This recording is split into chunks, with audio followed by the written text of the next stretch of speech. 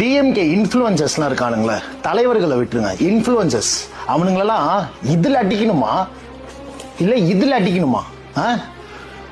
ஏண்டா நெஞ்சில் உங்களுக்குலாம் ஈரமே இல்லையா? மனசாட்சின்னு ஒண்ணு இல்ல? ஏண்டா கோயம்புத்தூர்ல சின்ன பொண்ணை ரேப் பண்ணி கொலை பண்ணப்பட்டிருக்கா.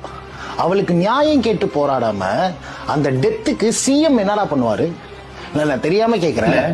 கொலை கொள்ளை ஃப்ரீக்வெண்டா நடக்குதுன்னா அந்த கவர்மெண்ட் எந்த லட்சணத்துல இருக்குன்னு நம்மளால ஈஸியா சொல்ல முடியும்.